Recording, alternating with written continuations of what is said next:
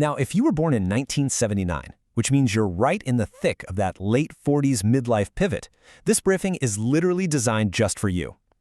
Today, we're taking a highly tactical, really grounded look at the first half of July 2026. We aren't doing vague concepts today. We're taking specific macro-financial and planetary indicators, like the Saturn-Neptune intersection, and translating them into a down-to-earth, day-by-day operational playbook. The whole goal here is to help your cohort strategically transition from just trading linear hours to actually building sovereign, independent systems this month. Okay, let's jump right into the agenda. We're covering how to escape the linear labor trap, doing a deep dive into forensic auditing for the first week of July, navigating the Neptune retrograde trap, shifting into back-end engineering, and then laying down your private architecture. Finally, we'll wrap up with building out your sovereign systems. Part 1. Escaping the linear labor trap. Let's get right to it.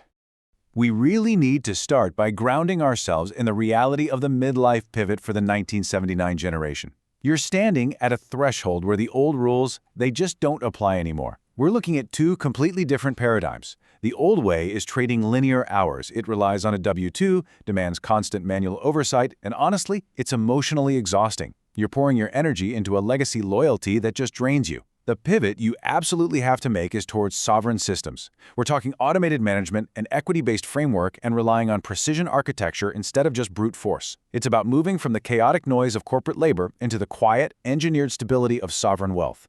And here is the crucial thing you need to grasp. July is a high-yield structural correction window. It is not a time for outward expansion. Look, the broader market right now is loud, it's volatile, and it's deeply emotional. Your job isn't to join that noise or blindly push for growth. Instead, you need to use this specific cosmic slowdown to focus entirely inward. It's time to harden your infrastructure and set up a rock-solid, quiet defense. Moving on to Part 2, Forensic Auditing, from July 1st through the 8th. If we map out the timeline for July, it breaks down like this. July 1st through the 8th is your internal audit phase. On the 9th, we shift gears into structural staging, and that leads us right into private architecture by the 14th. I want you to really anchor yourself in these exact phases, because the timing here is everything. You simply cannot rush to Step 3 without finishing Step 1. During this first week, the audit phase, your posture has to be strictly defensive. You've got three major threat profiles to mitigate. First up, contractual ambiguity. You've got to dig in and review legacy agreements for any hidden liabilities. Second, supply chain lags. Anticipate operational delays and preempt them right now, before mid-month. And third, institutional overhead. Find those high-cost external dependencies and figure out how to replace them with agile, automated solutions. Basically, during this first week, freeze any major capital outlays and meticulously audit your cash flows. All right, Section 3, the Neptune retrograde trap. You're going to want to circle July 7th on your calendar, because as you're auditing your assets, there's a very specific illusion approaching on that exact date, and it demands your absolute caution. July 7th marks the beginning of the Neptune retrograde illusion. This is a window where narrative-driven market bubbles are going to start leaking capital fast, and you need to be wide awake to avoid getting caught up in it. The rule of thumb here, it's incredibly straightforward.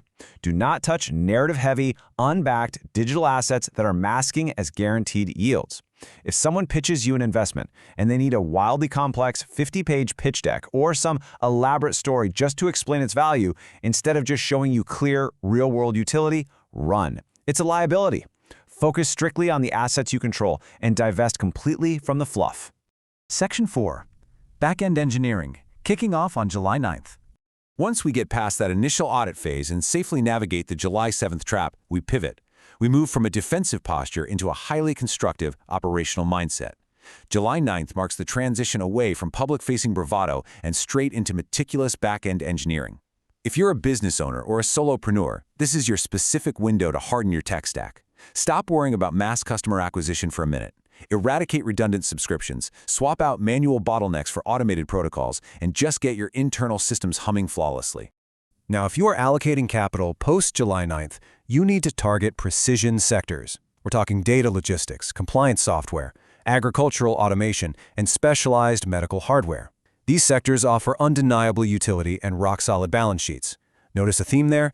It's all about grounded, real-world value. No speculative storytelling. Which brings us to Section 5, Private Architecture, arriving on July 14th. This mid-month climax is entirely about establishing quiet structural independence. And to get that independence, we use what's called a minimum viable asset, or an MVA.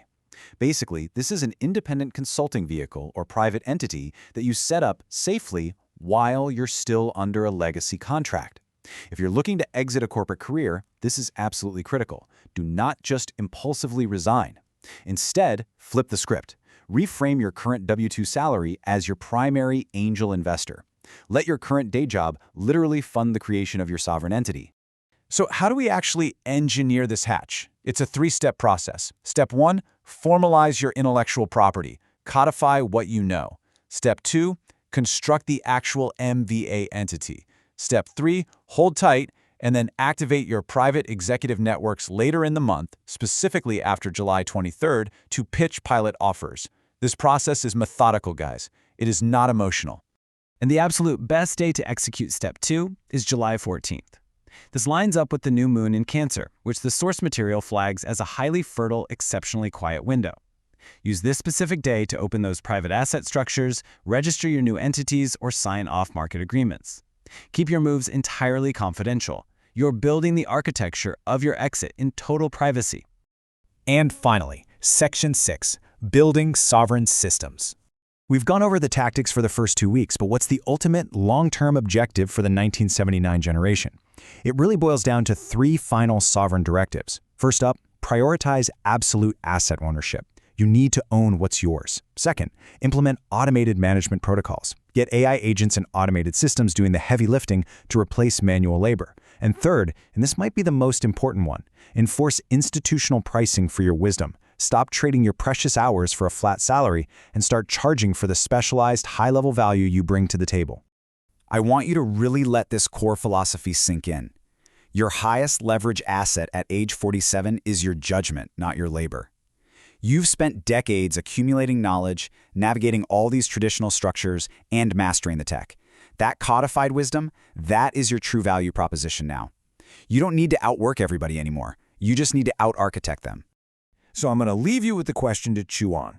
Are you going to remain a high-level tool for others, letting them extract value from your linear hours? Or are you going to take the precise steps we outlined for July 1st through the 15th and engineer your wealth as a sovereign architect? The roadmap is right there in front of you. Now it's time to build.